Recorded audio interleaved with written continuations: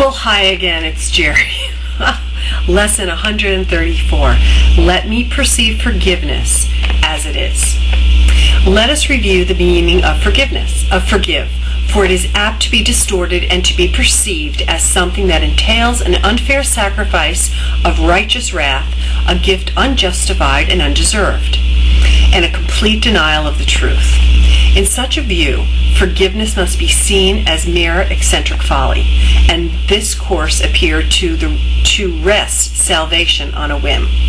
This twisted view of what forgiveness means is easily corrected when you can accept the fact that pardon is not asked for what is true. It must be limited to what is false. It is irrelevant to everything except illusions.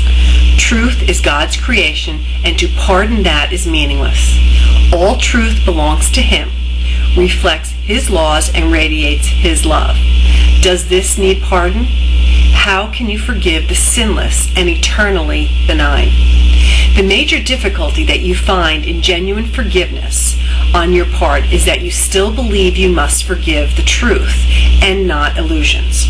You conceive of pardon as a vain attempt to look past what is there, to overlook the truth in an unfounded effort to deceive yourself by making an illusion true.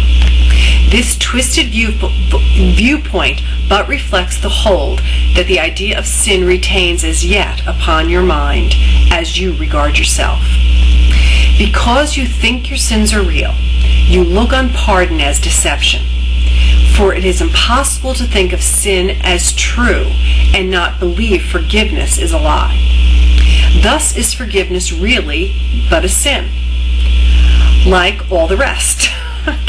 It says the truth is false and smiles on the corrupt as if they were as blameless as the grass, as white as snow. It is delusional in what it thinks it can accomplish. It would see as right the plainly wrong, the loathsome as the good. Pardon is no escape in such a view. It merely is a further sign that sin is unforgivable, as best to be concealed, denied, or called another name, for pardon is a treachery to truth. Guilt cannot be forgiven. If you sin, your guilt is everlasting. Those who are forgiven from the view their sins are real are pitifully mocked and twice condemned. First, by themselves for what they think they did, and once again by those who pardon them. It is sin's unreality that makes forgiveness natural and wholly sane, a deep relief to those who offer it, a quiet blessing where it is received. It does not countenance illusions, but collects them lightly with a little laugh and gently lays them at the feet of truth, and there they disappear entirely. Forgiveness is the only thing that stands for truth in the illusions of the world. It sees their nothingness and looks straight through the thousand forms in which they may appear. It looks on lies, but it is not deceived. It does not heed the self-accusing shrieks of sinners mad with guilt. It looks on them with quiet eyes and merely says to them, "My brother, what you think is not the truth."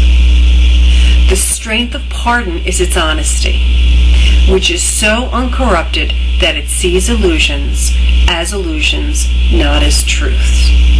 It is because of this that it becomes the undeceiver in the face of lies, the great restorer of the simple truth. By its ability to overlook what is not there, it opens up the way to truth which has been blocked by dreams of guilt. Now are you free to follow in the way your true forgiveness opens up to you. For if one brother has received this gift of you, the door is open to yourself. There is a very simple way to find the door to true forgiveness and perceive it open wide and welcome. When you feel that you are tempted to accuse someone of sin in any form, do not allow your mind to dwell on what you think he did, for that is self-deception. Ask instead, would I accuse myself of doing this? Thus will you see the alternatives for choice in terms that render chooseful meaningful and keep your mind as free of guilt and pain as God himself intended it to be, and as it is in truth. It is but lies that would condemn. In truth is innocence the only thing there is.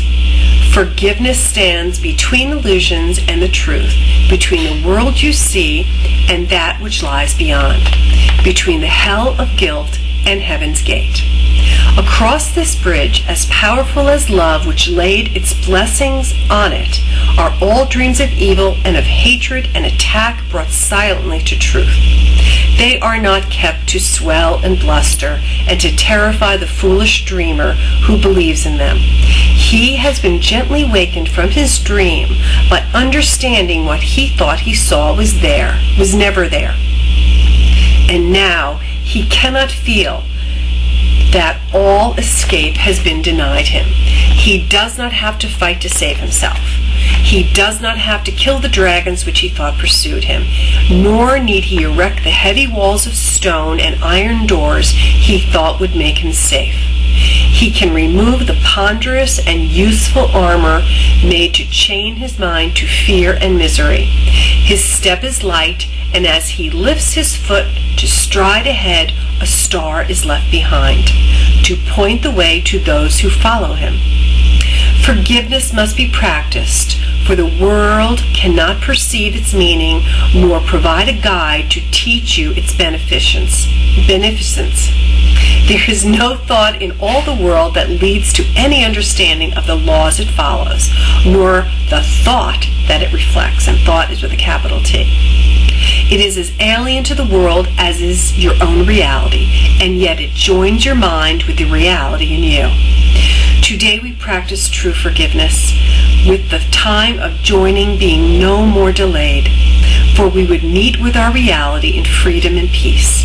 Our practicing becomes the footsteps lighting up the way for all our brothers who will follow us to the reality we share with them. This must be accomplished. Let us give a quarter of an hour to twice today and spend it with the guide who understands the meaning of forgiveness and was sent to us to teach. Let us ask of him, "Let me perceive forgiveness as it is."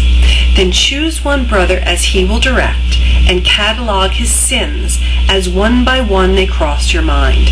Be certain not to dwell on any one of them, but realize that you are using his offenses, but to save the world from all ideas of sin. Briefly consider all the evil things you thought of him, and each time ask yourself, would I condemn myself for doing this? Let him be freed from all the thoughts you had of sin in him, and now you are prepared for freedom. If you have been practicing thus far in willingness and honesty, you will begin to sense a lifting up, a lightening of a weight across your chest, a deep and certain feeling of relief. The time remaining should be given to experiencing the escape from all the heavy chains you sought to lay upon your brother, but were laid upon yourself. Forgiveness should be practiced throughout the day, for there will be so many times when you forget its meaning and attack yourself. When this occurs, allow your mind to see through this illusion as you tell yourself, "Let me perceive forgiveness as it is. Would I accuse myself of doing this? I will not lay this chain upon myself." In everything you do, remember this: no one is crucified alone, and yet no one can enter heaven by himself. And boy, this one spoke to me pretty loudly, and it's really wonderful to read it. Thank you so much for joining me. It's great to be back. Missed you all very much, and look forward to seeing you as soon as I can get all these cranked out. Take care and be well.